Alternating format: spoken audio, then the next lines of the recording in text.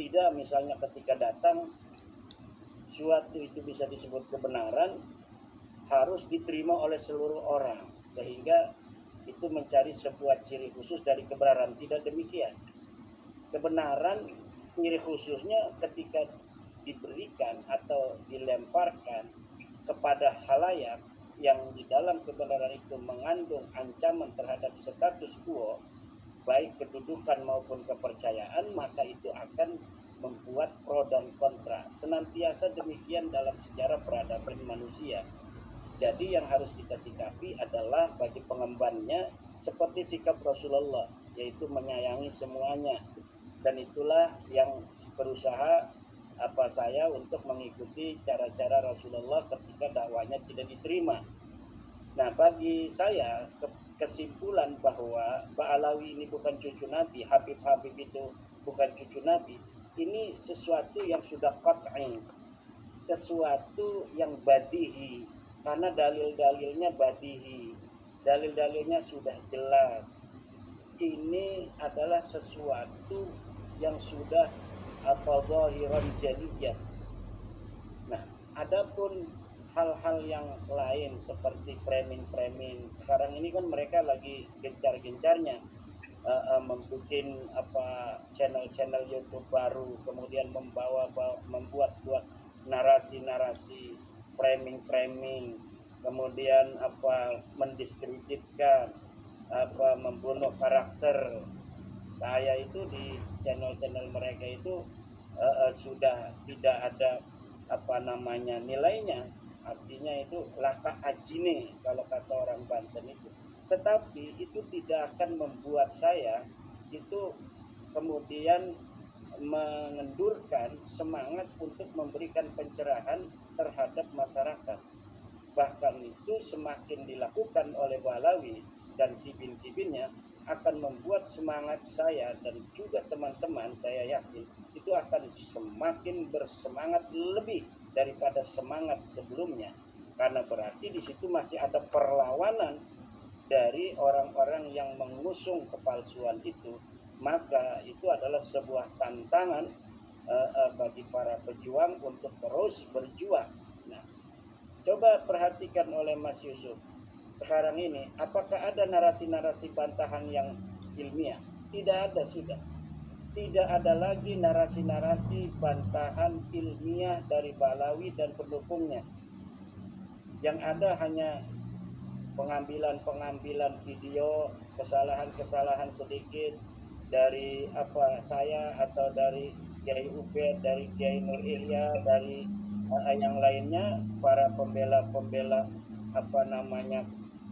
kesimpulan bahwa Ba'alawi bukan cucu Nabi, kemudian di roasting kayak anak kecil tuh, di roasting atau dia membuat narasi playing victim yang ada itu, atau mengemis-ngemis ingin diakui, atau melaknat bermubahalah. Dan ini yang paling saya takutkan dari mereka yang hilang kontrol kemudian bermubahalah, karena itu efeknya akan sangat fatal sekali, karena mubahalah itu bukan kaitan dengan kami, tapi kaitannya dengan Allah Subhanahu wa Ta'ala. Siapa orang yang berani bersumpah atas sesuatu yang dia tidak tahu, misalnya sumpah saya demi Allah bahwa Ba'alawi cucu Nabi, padahal dia tidak tahu, dia tidak pernah membaca, dia tidak pernah meneliti, dia tidak pernah melihat jurnal-jurnal tentang DNA, bahwa Ba'alawi itu B, bahwa Bani Hasyim itu B1.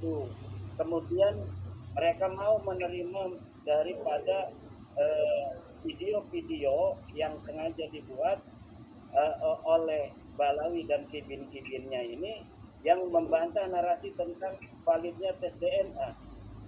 Kalau mereka betul-betul bahwa tes DNA itu tidak valid, maka tentu mereka akan mendatangkan seorang ahli DNA yang akan melawan narasi tersebut, dan itu tidak akan mungkin mereka lakukan, dan tidak akan ada dokter yang bergerak di bidang DNA yang berani mengatakan berbeda dengan Dr. Sugeng. Tidak bakal ada itu, karena saya juga selain apa yang kita baca dan kita saksikan podcastnya Dr. Sugeng itu membaca narasi-narasi dan jurnal-jurnal ilmiah yang dikeluarkan oleh para pakar-pakar dari luar negeri, dan semuanya itu kesimpulannya sama, bahwa tes DNA dengan JDNA itu dapat dan 99%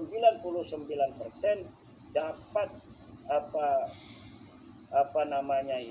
menelusuri nasab yang jauh, dan tidak mungkin seorang kakek dari 5.000 tahun yang silam berbeda haplogrup dengan orang-orang yang ada hari ini dari JDNA.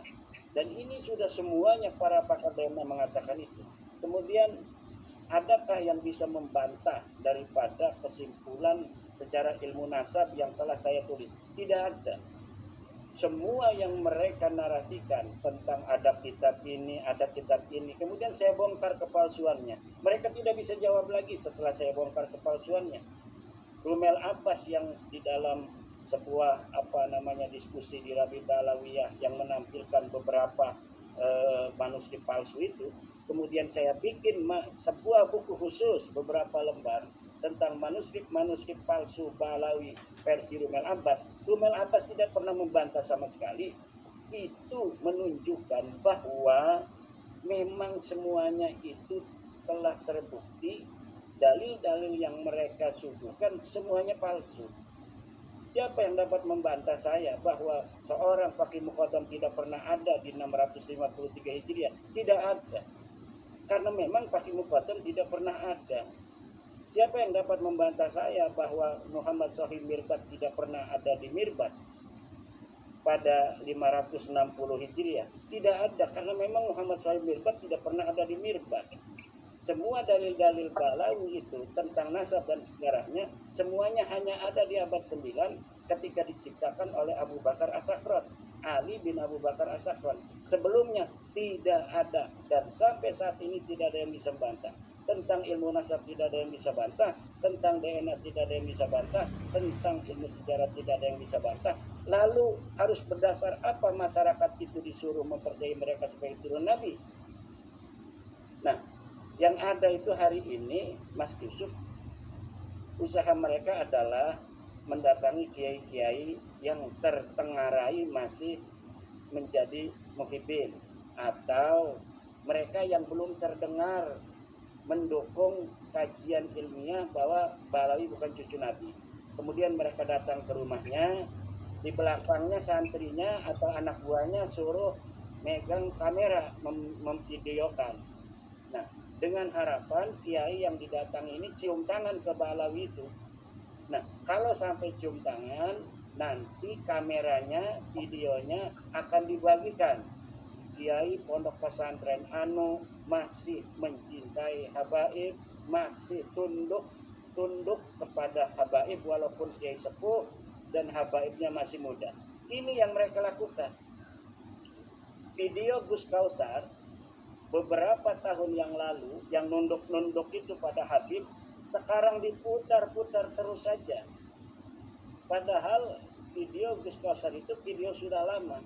Ketika ada seorang Habib, Gus Kausar kayak hamba sahaya itu tuh, yang kita melihatnya juga agak kasihan lah, agak miris. Itu sekarang diputar lagi video Gus Kausar ketika bertemu dengan seorang Habib, dia nunduk kayak hamba sahaya itu. Nah, padahal itu sudah lama videonya. Itu diputar lagi agar mempengaruhi publik. Padahal sekarang lihat Gus Kausar yang baru. Kemarin dia habis ketemu dengan Habib, saya lihat gagah perkasa dia salamannya itu. Tidak seperti waktu zaman dulu.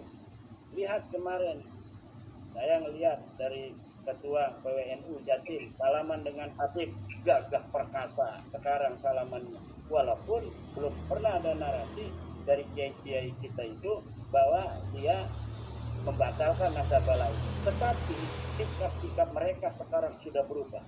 Gagah perkasa sebagai cucu daripada para raja, cucu dari para ulama besar yang mereka telah sekarang menyadari bahwa mereka lebih mulia daripada Balawi. karena memang mereka